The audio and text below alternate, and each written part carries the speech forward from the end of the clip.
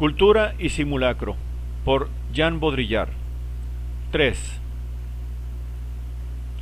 La etnología rozó la muerte un día de 1971, en que el gobierno de Filipinas decidió dejar en su medio natural, fuera del alcance de los colonos, los turistas y los etnólogos, las pocas docenas de Tasaday recién descubiertos en lo más profundo de la jungla, donde habían vivido durante 8 siglos sin contacto con ningún otro miembro de la especie. La iniciativa de esta decisión partió de los mismos antropólogos que veían a los Tasaday descomponerse rápidamente en su presencia, como una momia al aire libre.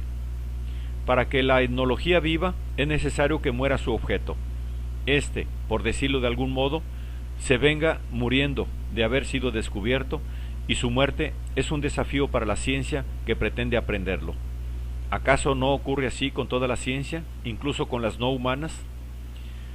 Esta queda instalada sobre una estrecha franja, sobre la cornisa paradójica a que la somete la evanescencia de su objeto, en su aprehensión misma, y la reversión implacable que ejerce sobre ella este objeto muerto. Como Orfeo, la ciencia se vuelve siempre demasiado pronta hacia su objeto, y como Eurídice, éste regresa a los infiernos. Es contra este infierno de la paradoja, contra lo que los etnólogos quisieron prevenirse, cerrando el cinturón de seguridad de la selva virgen en torno a los Tasaday. Nadie podrá rozar siquiera su mundo. El yacimiento se clausura como si fuera una mina agotada. La ciencia pierde con ello un capital precioso, pero el objeto queda a salvo, perdido para ella, pero intacto en su virginidad. No se trata de un sacrificio. La ciencia nunca se sacrifica, siempre ha preferido el homicidio, sino de un sacrificio simulado de su objeto, a fin de preservar su principio de realidad. El Tasaday congelado en su medio ambiente natural va a servirle de coartada perfecta, de fianza eterna. Se inicia así una anti-etnología interminable, de la que, bajo otro prisma, dan variado testimonio Jaulín y Castaneda. De todos modos, la evolución lógica de la ciencia consiste en alejarse cada vez más de su objeto hasta llegar a prescindir de él. Tal autonomía es una fantasía más y afecta en realidad a su forma pura.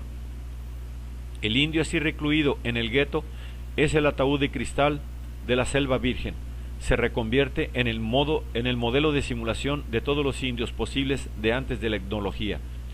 Esta se permite de este modo el lujo y la ilusión de encarnarse en una especie de más allá de ella misma, en la realidad bruta de estos indios completamente reinventados por ella, salvajes que le deben a la etnología el seguir siéndolo.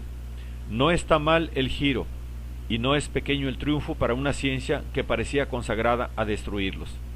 Naturalmente, estos salvajes son ya póstumos, congelados, esterilizados, protegidos hasta de la muerte. Se han convertido en simulacros referenciales y la ciencia misma ha devenido simulación pura. Lo mismo se ha hecho en Creusot, museificando sobre el terreno, como testimonio histórico de su época, barrios obreros enteros, zonas metalúrgicas vivas, una cultura completa, hombres, mujeres y niños comprendidos con su lenguaje y sus costumbres, fosilizados en vida en una prisión a la vista de todos. El museo, en vez de quedar circunscrito a un reducto geométrico, aparece ya por todas partes como una dimensión más de la vida. Así, la etnología, en vez de circunscribirse a su papel de ciencia objetiva, va en adelante a generalizarse, liberada de su objeto, a todas las cosas vivas, y va también a hacerse invisible, como una cuarta dimensión omnipresente, la dimensión del simulacro. Todos nosotros somos ya Tasaday, indios reconvertidos en lo que eran, es decir, en lo que la etnología los ha convertido, indios simulacro, que proclaman en definitiva la verdad universal de la etnología.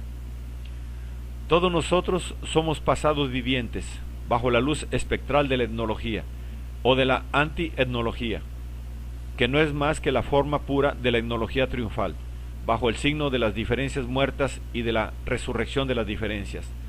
Es, pues, de una inocencia mayúscula el ir a buscar la etnología entre los salvajes o en un tercer mundo cualquiera, porque la etnología está aquí, en todas partes, en las metrópolis, entre los blancos, en un mundo completamente recensado, analizado y luego resucitado artificialmente, disfrazándolo de realidad, en un mundo de la simulación, de alucinación de la verdad, de chantaje a lo real, de asesinato de toda forma simbólica y de su retrospección histérica e histórica, muerte de la que los salvajes, nobleza obliga, han pagado los primeros la cuenta, pero que hace mucho tiempo que se ha extendido a todas las sociedades occidentales. Pero al mismo tiempo, la etnología nos brinda su única y última lección, el secreto que la mata, y que los salvajes conocen mucho mejor que ella, la venganza del muerto. La clausura del objeto científico es idéntica a la de los locos y a la de los muertos. De igual modo que la sociedad entera está irremediablemente contaminada por el espejo de la locura que ella misma ha colocado ante sí, la ciencia no pueda más que morir contaminada por la muerte de un objeto que es su espejo invertido. Aparentemente es ella quien lo domina, pero de hecho él la inviste en profundidad, según una reversión consciente, no dando más que respuestas muertas y circulares a una pregunta muerta y circular. Nada cambia cuando la sociedad rompe el espejo de la locura. Abole los asilos, devuelve la palabra a los locos, etc. Ni cuando la ciencia parece romper el espejo de su objetividad, abolirse frente a su objeto como en Castaneda, etc. E inclinarse ante las diferencias. A la modalidad del encierro sucede la del dispositivo innombrable, pero nada ha cambiado.